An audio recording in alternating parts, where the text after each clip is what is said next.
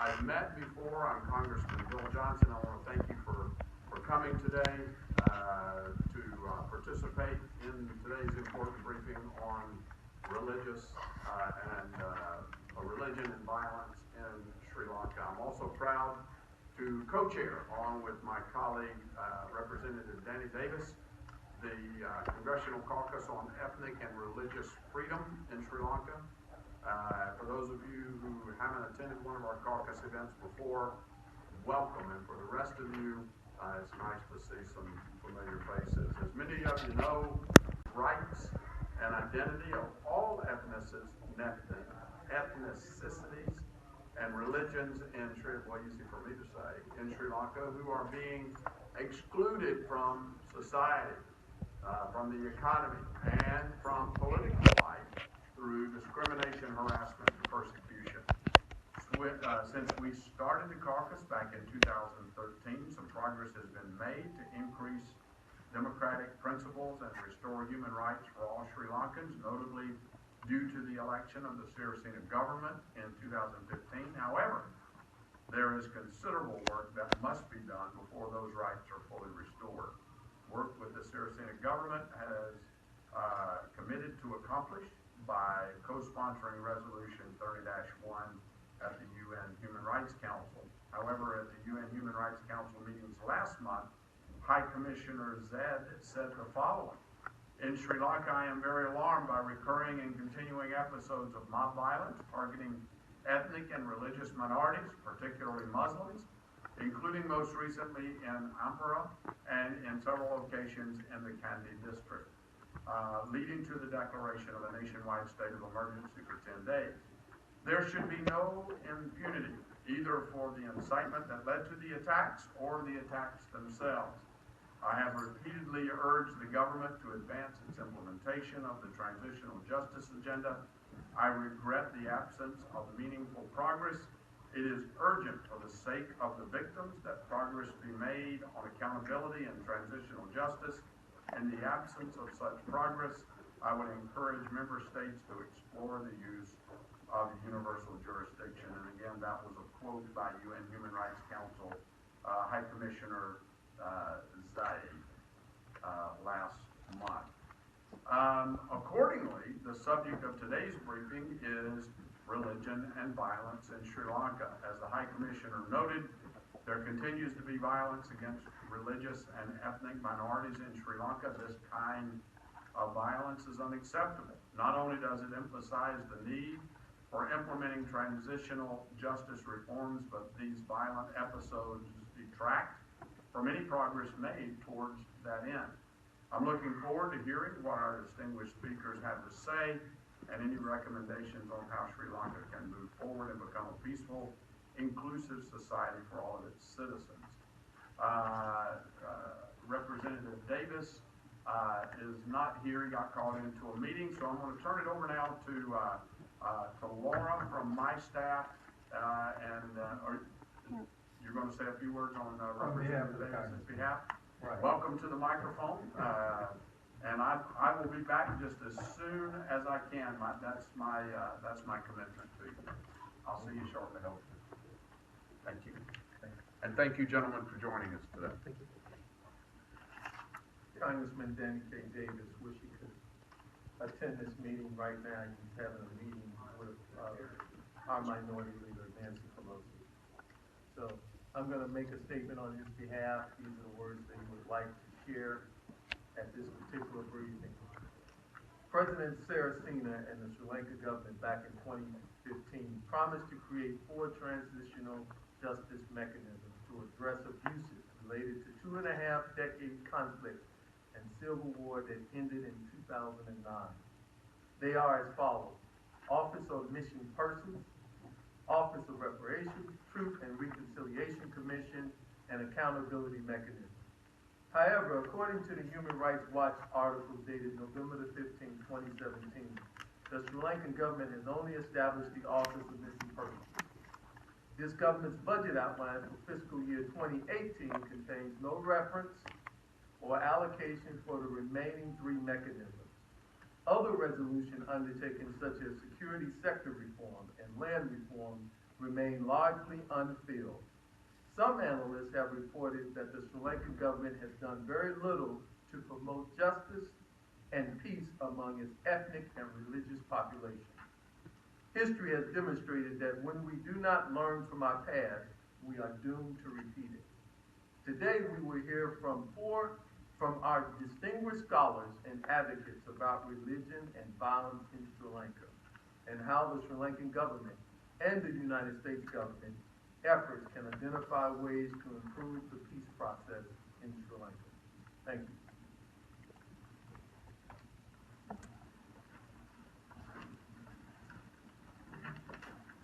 I'd like to introduce our panel to you.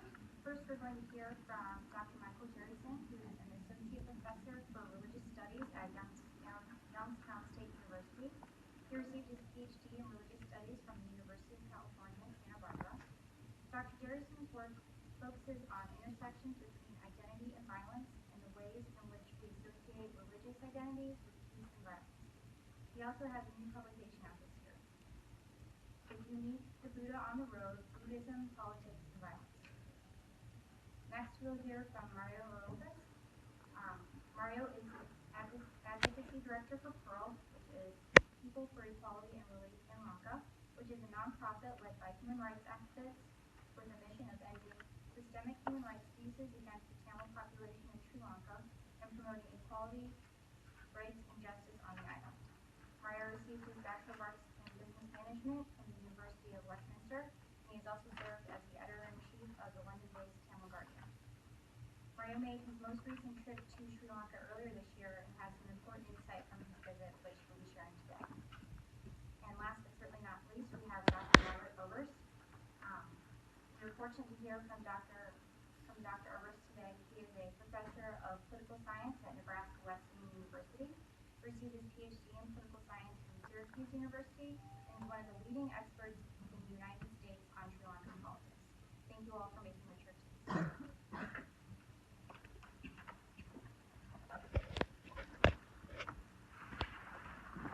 I would like to thank Representative Johnson, Representative Davis for maintaining public visibility over the religious and ethnic violence in Sri Lanka. As a professor of religious studies, my goal is not to advocate for religion. People usually are confused with what I'm supposed to be doing with my job, but to understand religion in the public sphere, its economic, social, psychological, and political influences. And I've been studying Buddhism and violence for over 15 years. When you see religion and violence coming together, it has been an incredible way of motivating, changing the way people begin to justify their actions. People might be willing to go to war to a certain extent when it comes to money, but when you make it about good versus evil, right versus wrong, they're much more willing to sacrifice themselves and all they believe in to make things happen. I've worked in conflict zones, whether in deep south or southern Thailand. I've interviewed and researched for Buddhist violence against Rohingya, and for over a decade followed the Sri Lankan Buddhist roles in violence. I interviewed with prominent Buddhist organizational leaders such as Janasa Tero, the Buddha Bala Sena, right after the 2014 Buddhist riots in Arulthas. And whenever I talk about Buddhism and violence, people think it's an oxymoron. They think, well, how can Buddhists be violent? Let me say there's been we have over 1,500 years of evidence of Buddhist monks involved in revolts, messianic warfare, conflicts, tortures, justifying Buddhist principles.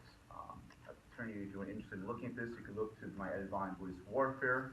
You can also look to my previous publications, Buddhist Fury in southern Thailand. As was mentioned, I just published a book on the relationship between Buddhism and violence this month through Oxford, looking at everything from gender discrimination to issues of blasphemy.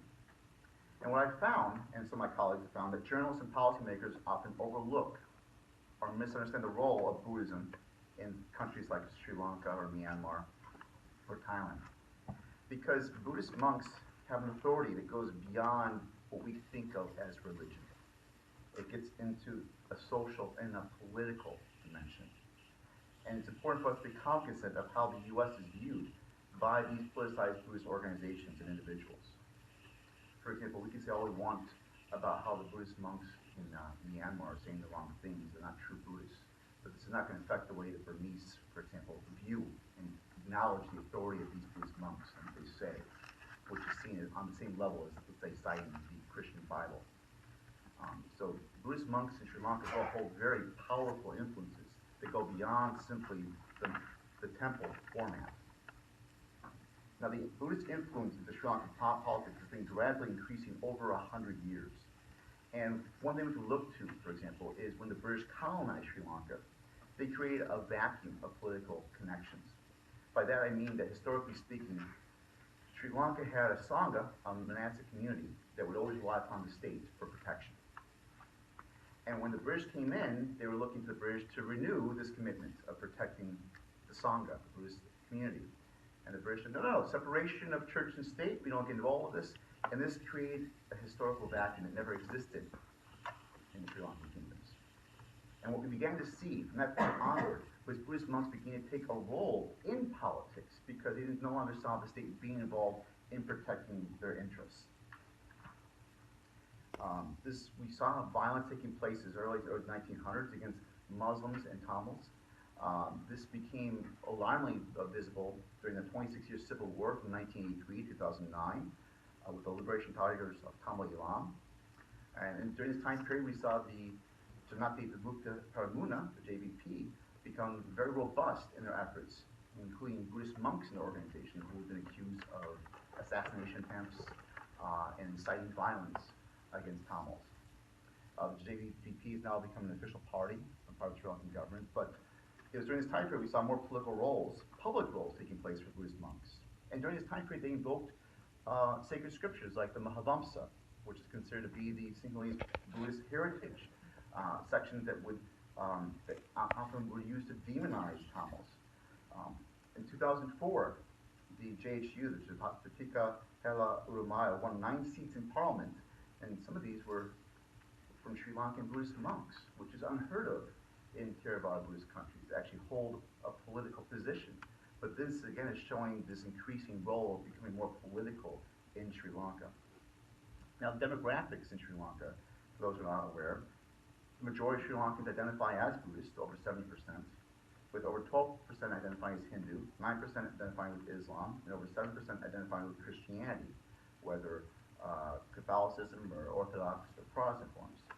And while Sri Lanka isn't multi-ethnic and multi-religious, with laws that may prohibit in some levels hate crimes, it has sustained a Buddhist bias within its legal and political infrastructure. For instance, its constitution states, quote, "The Republic of Sri Lanka shall give to Buddhism the foremost place, and accordingly it shall be the duty of the state to foster and protect the Buddhist sasana, the Buddhist religion, while assuring to all religions the rights granted by Articles 10 and 14. So we see here the subordination of other religions to that of Buddhism. And legal protections against hate crimes have been insufficient. There's been persistent hate crimes, persecutions, and discriminations for decades, particularly patterns of spiking of violence around election periods, which we saw most recently as well, too. Now, in 2009, at the end of the 26-year civil war against the LTTE, we saw a shift in which, instead of targeting Tamils, we began to see Muslims being depicted as the primary threat, and a growth of Islamophobia. So when I met with Janara Saratero, for example, who has been the leader of the Bada Balasan, he explained that Muslims are seeking to take over Sri Lanka. That there's a sort of Islamification taking place. They're relying upon the Saudis for money to do so, and was very dismissive of any sort of facts or evidence that might prove otherwise to his accusations. He saw also the threats of Christianity at this time too. And I think John Sartero represents significant factions within the Buddhist organizations in which they see, whether right or wrong, this Islamic threat that was threatening the survival for them of Buddhism in their country. Even though you have 7% of them being Buddhists, they are fearful, and so they say they're fearful of Buddhism's survival. Because for these Buddhists, they think that the Buddhism of Sri Lanka is the true Buddhism in the world. The teardrop island that's existed for so long, since the 4th century BCE, and must be preserved and maintained at all costs. And that's the perspective they give. So, due to tensions and micro-skirmishes, one incident can trigger larger communal violence. And often Buddhist organizations are behind the feeling of anger against religious minorities. Since 2012, Buddhist organizations have incited violence against religious leaders, religious spaces, Christian pastors, Muslims, imams, Hindu priests. And since Jerryson's administration took over in 2015, there has been familiar triggers that have led to Buddhist riots. For example, over female bodies, what they're wearing, how they should look. Buddhist organizations labeled the hijab or the face covering as Galibila, as a symbolizing monster, and used that as a rhetorical way of attacking Muslim dress. There was a push for halal bans, riots in 2013, 2014, and beyond. We saw in the imposed state of emergency just last month issues having to deal with this. In Ampara, there was an issue over a Muslim-owned restaurant for purportedly pushing sterilization pills. So it's fears that Muslims are using their food industry as a way to take over, to reduce, or to attack the Sinhalese Buddhists. And so these fears, although we've been proven to be completely unsubstantiated, begin to motivate or push people to commit violence. There's also been individual clashes sometimes between, let's say, a person identifying as Muslim and Buddhist that can lead to larger, greater violence.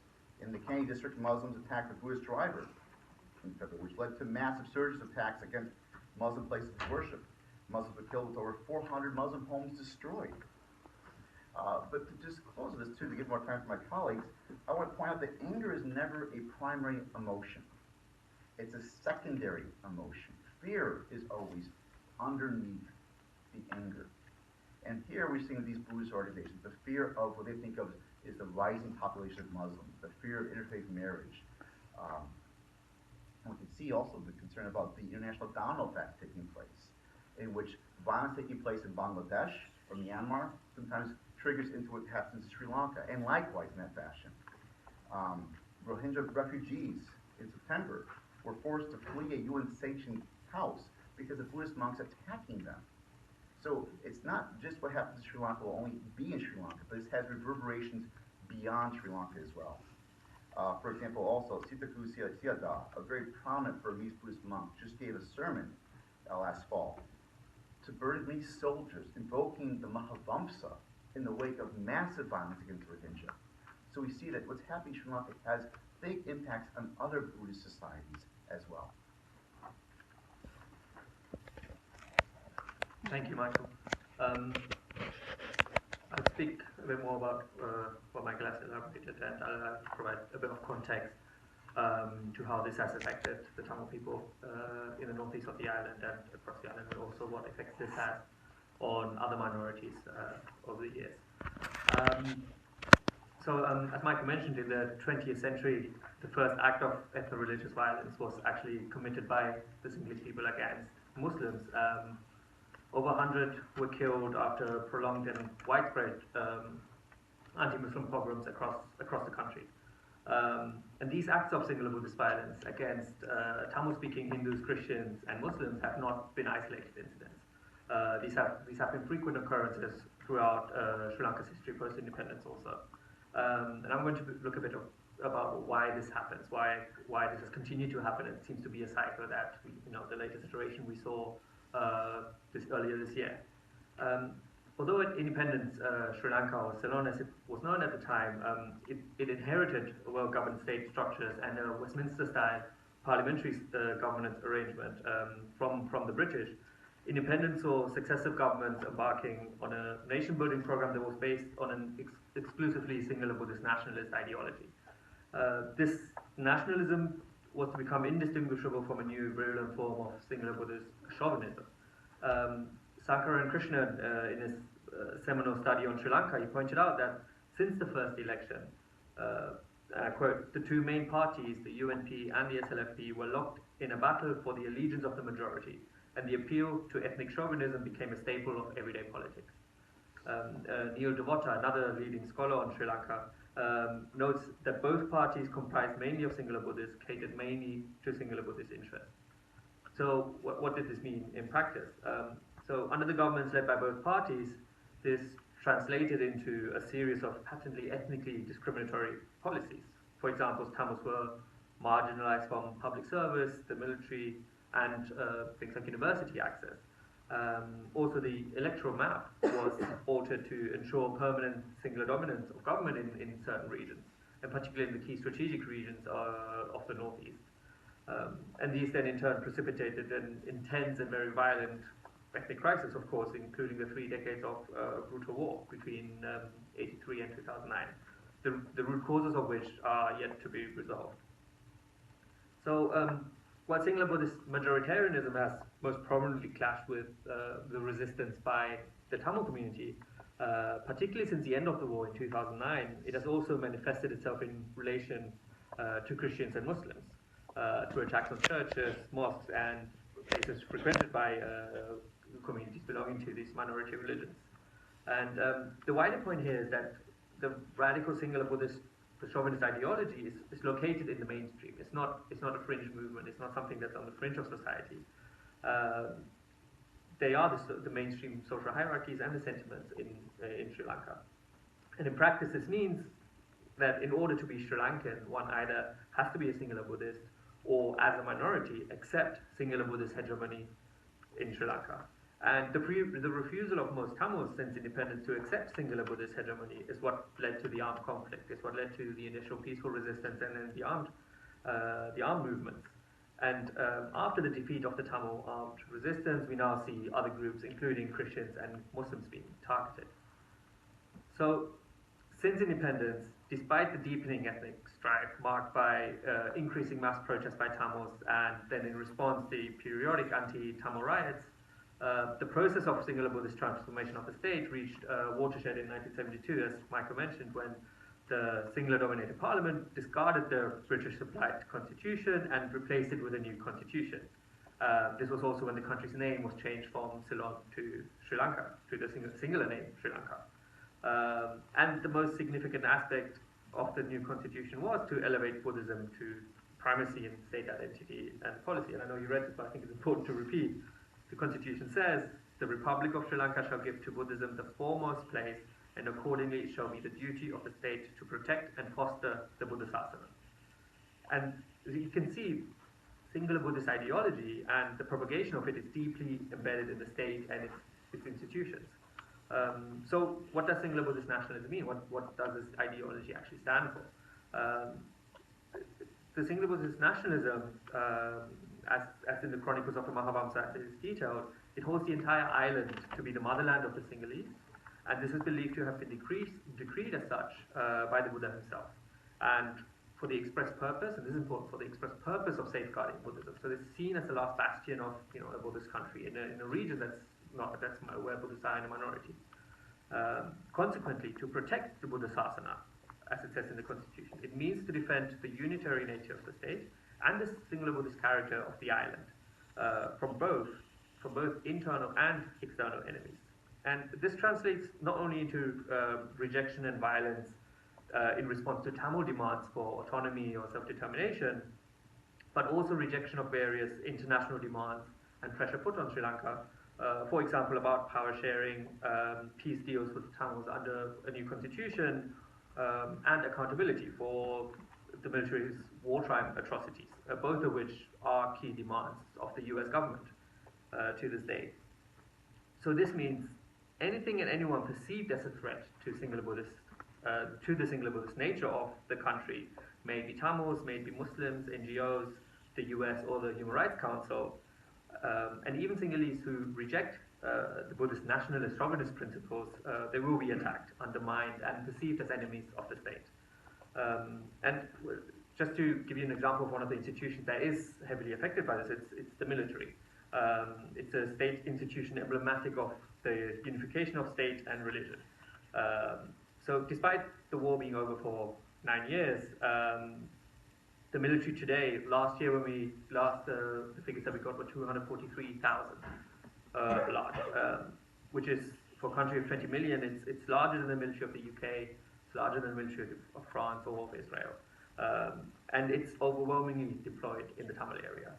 Out of 7 regional commands, 5 are in the Tamil Northeast, which makes up about 25% of the country. Second, so first of all, the military is overwhelmingly Sinhala. Second, the military's routine practices are steeped in singular Buddhist ideology. Its leading regiments are named after famous centuries-old singular warrior king